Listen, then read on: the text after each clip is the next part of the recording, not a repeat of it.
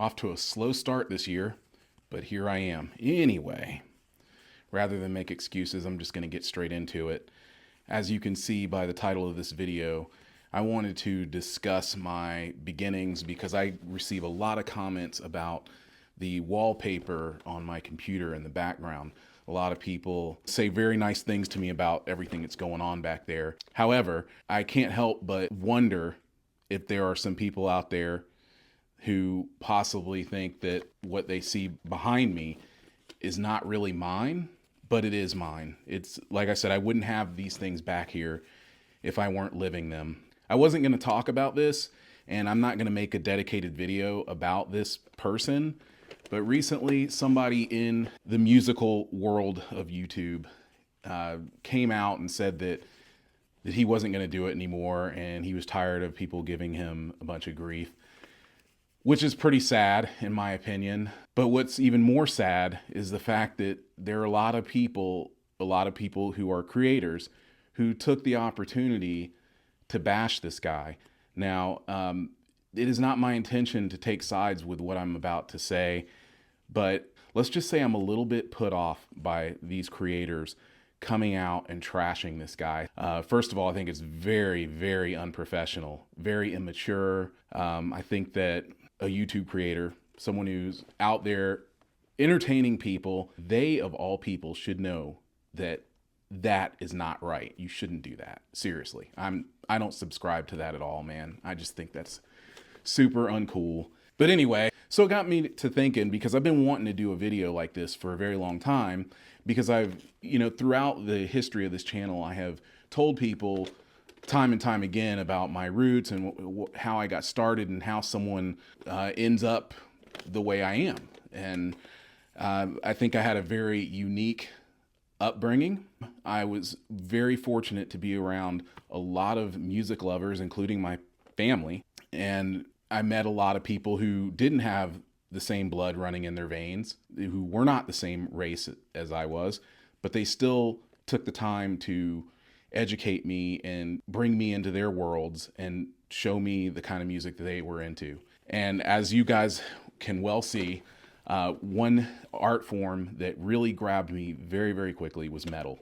I got into it very, very early. Now I went through my tape collection. This is I've got some ticket stubs in my hand, of course, but we'll get to that in a minute. But this is like my old tape collection. I have tons of tapes. They don't all fit in this one case, but this is just one of my cases. I think this one holds like 120 cassettes, like an old Case Logic. The very first cassette tape I ever got was Triumph from the Jacksons, and I loved that tape. I wore it out. It was the first tape that my dad gave me. First tape my mom gave me was this tape here, Rick Springfield's Working Class Dog. And the reason that's important is because, in my house, I heard a wide variety of music. Both of my parents liked everything from country to R&B, soul, funk, rock, everything but punk and metal. My parents did not like it. A good bit of my life, I was raised in the church, First Baptist, and then converted over to Methodist. The reason I'm telling you this is because I had to get permission to start listening to metal and to go to the concert. Since I could remember, I loved music, but I have all kinds of vinyl and stuff I would love to show you guys right now that I actually have downstairs. I look forward to showing you guys here on this channel in the future. But anyway, after the Rick Springfield thing, she knew I was into rock. I was loving rock. So I've got a lot of tapes that my mom would just constantly, I had a friend who was an avid reader. His mom always brought him home books. My parents always brought me home, my mom especially, mainly, would always bring me home music. But at a certain point, I'd gotten really into skateboarding and was doing a lot of that stuff. And I got into bands like DRI. This is MOD. This tape, I wore this thing out, man. I'll barely open it now. But yeah, MOD for USA. Yeah, a lot of that stuff is not politically correct today, but still, it's my childhood, But as I was listening to all of this punk, mainly punk was the bridge, but I always loved metal. first. So metal was the first thing I started to get into. As I got into metal, I got into this band called DRI. When they released their album Crossover, I was like, wow, like it was really bridging me over to metal. But it was this one band that really kicked the door open for me. A friend of mine, he lived really close to this record store that was really well known. But he said, man, I saw this tape. Because I don't know, I didn't hear their music. But he said, just the cover of it, it just had your name written all over it. So he showed it to me and I bought it. Nuclear Assault, Game Over. So from that point on, I became like, after I got Game Over, I was like, oh my God, this is amazing. I fell in love with thrash metal. Here's the Plague. Brings back memories really just looking at this stuff. And of course I have Survive here. I do have Handle with Care. Another thing, back in those days, when we're, friends, we became really close and we became like brothers and sisters in arms with the music and everything. And we would always swap tapes out and let each other borrow tapes. So a lot of my tapes wound up getting loaned out and I don't remember who had what. But either way, the point is I dove completely headfirst into thrash metal and became totally obsessed with it. Along with my obsession with thrash metal, I also got into Metallica. Now they were a little bit more accessible, and I would hear all these stories from friends of mine who were going to this place called the Metroplex, which was in Little Five Points in Atlanta.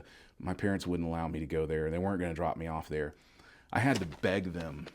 I begged them so much to go to this show. And I said, please, please, please, I'll be with friends. You can drop me off. This is the first show I ever went to without parental supervision. The first concert I went to, just like my first cassette tape, the first concert I went to was Michael Jackson on the Thriller tour. Well, my first concert without parental supervision was Metallica with Queensryche at the Omni. If you can see that, it's starting to fade, but this blew my mind. This show was so loud too. Oh my God, I could barely hear after this show.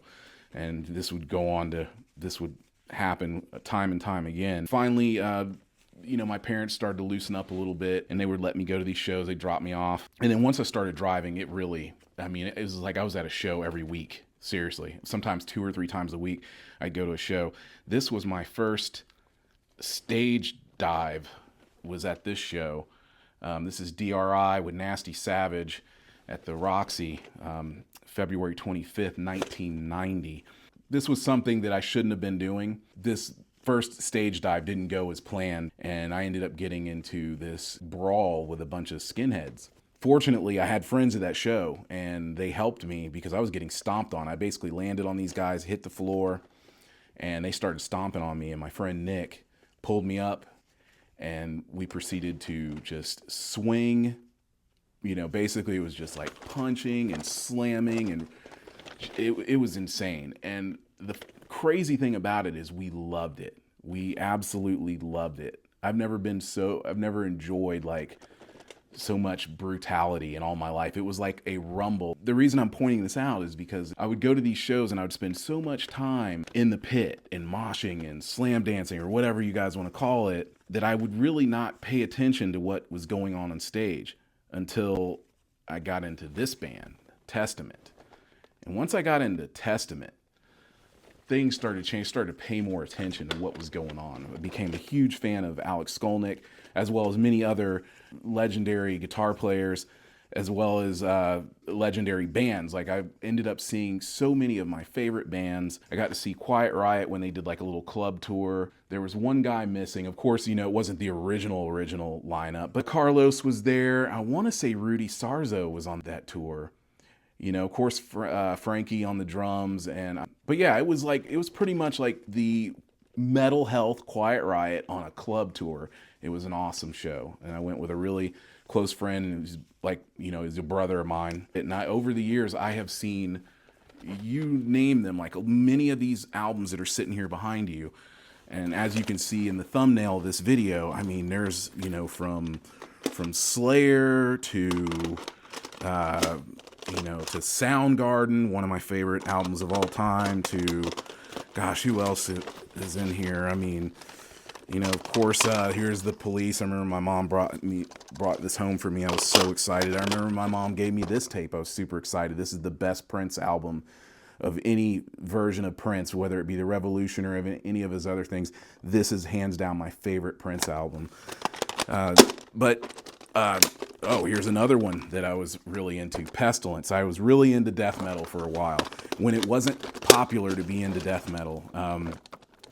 And, you know, on the other side of this case, I have a lot more stuff in here, but King's X, Out of the Silent Planet.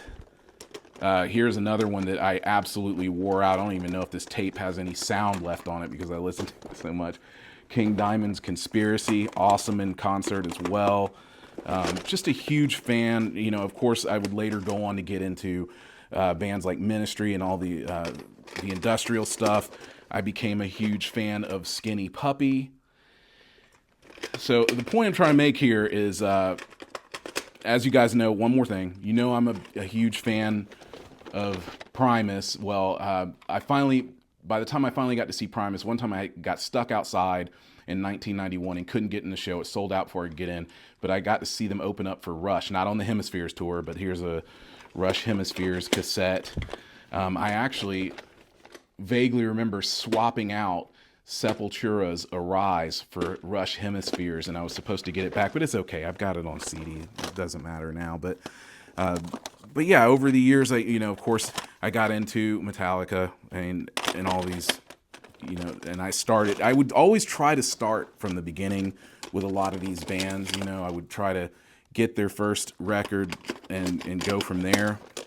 That way I could just kind of really feel their evolution. Here's another tape that I would constantly listen to, the Prong Blast Off EP. This was a big deal to me. I was really into that. I mean, I could go through this stuff forever. But anyway, this is just me showing you that this is stuff you can't fake this. I mean, I've spent, countless days of my life listening to this music. And I'm going to flip this over so I can share some more of these legendary albums. So this was one of the earlier, somewhat punk records I got. It's called DRI's Dealing With It. This is the record I'd said that changed everything, and it was kind of the bridge, the crossover record, which kind of brought me more into thrash metal. Of course, I've got Devo here. I've got my entire In Excess cassette collection. You see there's Doc in there, Exodus, The Cult. I mean, there's just a lot of... Oh, this is another thing. The day that I picked up that Nuclear Assault record, I also picked up this Canadian prog metal band called Dead Brain Cells. Very good stuff. And of course, I went on to get this cassette. But yeah, I just have all kinds of stuff. So when you look through my collection, it's not just all metal. This album changed a lot for me. Fugazi's Repeater. I was commenting on someone's screen name. They had Margin Walker as their screen name. Well, there you go. I mean, the list goes on, guys. I mean, you can see that I lived a lot of this music. I loved it so much. It meant everything to me. And when I go through this stuff, it reminds me of when everyone started going crazy over grunge, and I got it because I understood, because I was dabbling in it myself before it completely exploded. So when people were doing that, I took advantage, and I ended up getting a lot of this stuff on CD for close to nothing. They were just giving metal music away. Anything that wasn't grunge, they were practically giving it away. So for example, a CD would be 99 cents. 99 cents for Megadeth's Rust in Peace or something crazy like that. I picked up a good bit of I finished off my XTC catalog at a place called Circuit City, and I didn't pay more than $5 for a brand new album. For example, Oranges and Lemons, $5. The Big Express, $5. English Settlement, $5. All these albums that I was missing, I just wanted to get them. And But yeah, I mean, I just ended up getting into a variety of music. I started, going to shows left and right.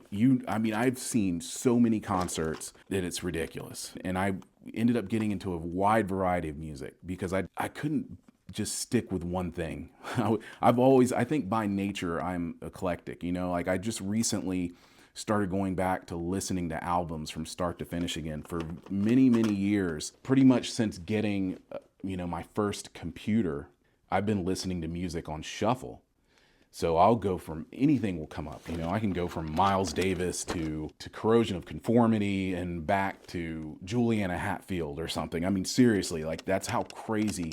When people look through my collection of music, or if we're ever having a party here at the house and I'm playing everything on random, people are like, what in the world? Like, how did you get all this stuff in one place, So anyway, just thought I would take a little bit of time to share. I'm going to do more and talk about this a little bit more in the future, but I just wanted to share some of my beginnings with you guys. I have a lot more that I want to show you as far as like CDs, as you can see in my What's in My Basement. Yes, I ripped that off from Amoeba Records, but yes, in my basement, I have like just a countless amount of CDs down there, well over 1,000. Every once in a while, I'll go down there and look through those CDs and look through the booklets and just kind of think back to the past and where I came from. I've invested a lot of time in what I do. And I think that the guy that I was talking about at the beginning of this video, there are things that guy knows, and there are things behind him in the background that I'm directly connected with that are very, very much underground punk stuff. And there is just no way that guy can be lying about his roots, because there are certain things that connect us. For what it's worth, I'm not one of this person's followers, but I have no bad feelings about the guy. Never have, never will. And as far as the people who are out there trashing him, it's not my place to stir up a fight and fight with other people about things. I've done all that, I've been there. I've done that. It's not about that, but it's like people need to think for a little bit. When you're out here doing this, most of us, I would like to strongly believe, including the people who say they aren't doing it for the love of it, they are. And when people can't take into consideration that we are all human beings and we should all try to remember that you never know what someone's going through, I just feel like people should treat each other better, love each other, and let's all celebrate the fact that we love music. I mean, there's nothing wrong with that. Anyway, I hope your year is off to a good start. I really do. I'm going to have more videos coming. I'm putting things together, but this one, I just wanted to just throw this out today because I've just had a lot of things on my mind, but I didn't forget about you guys. I wanted to get this out there. So I appreciate everything. I really appreciate the likes, the subscriptions, the comments, the reaching out. All of it is very much appreciated. And once again, I hope you're all doing well. Thank you. I'll see you in the next video.